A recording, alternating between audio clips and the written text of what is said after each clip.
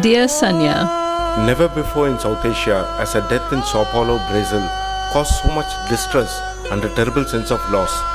so wrote Paneer, your successor as Executive Director of PANOS South Asia, a media organization in Kathmandu.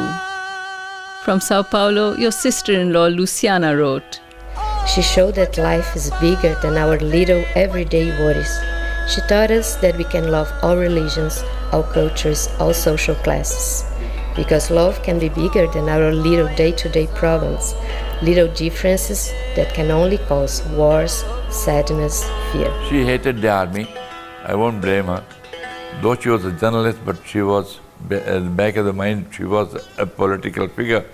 And talking of politics, she always preferred that this country should not be controlled by the military. You didn't need to fight for your own rights, but you were concerned about others, and you participated actively in the struggle for women's rights in Pakistan. You fiercely opposed General Zia-ul-Haq's 11-year-long military dictatorship with its restrictions on the media and on women. Vael captured your spirit in his cartoons of that era in the weekend paper you edited. This was also the time that you were active in the links being formed with like-minded journalists and activists in India, despite all the restrictions. In fact, I never thought of any of the friends I made there as Pakistani, just as I didn't think of myself as Indian. In early 1988, frustrated by the relentless curbs on journalists, you joined the IUCN, the World Conservation Union, in Karachi, where you pioneered environmental journalism in Pakistan.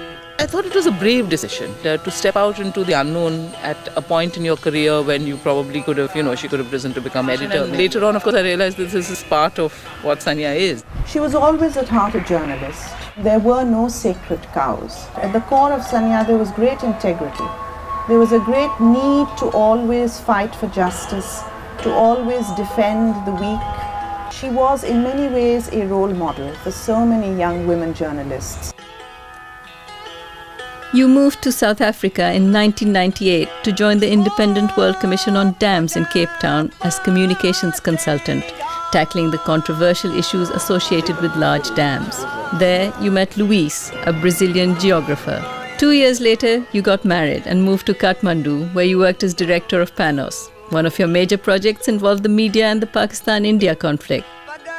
You defied convention in a region where most women get married young to husbands chosen by their families. She wasn't anti-marriage, just that she didn't find the right person, I suppose, till she met Louis. We were happy. We said, yes, there are lots of barriers, religion and language, culture, and so on. But she was a mature woman. She was 47 and I was 36. Our age difference is 11 years old. This fantastic love story happened because we are not expecting to find the solution of our problems or the person that we are waiting for. You had more choices and space than most Pakistani women, and you were strong and clear in making those choices.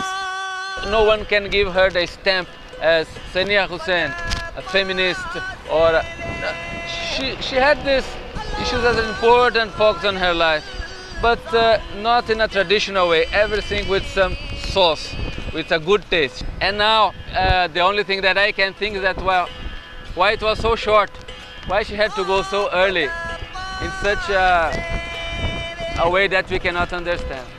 You had a normal day at home.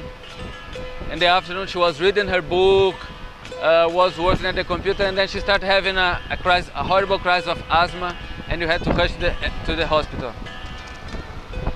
And I can say that, I don't know if I can say like that, but my feeling is that Saneeya was killed by a terrible traffic jam that did not allow us to reach the hospital in time. The lightness that she brought to all the causes, without obviously compromising on the principles and the seriousness of the issue. And I think that made those causes more popular and also more widely accepted.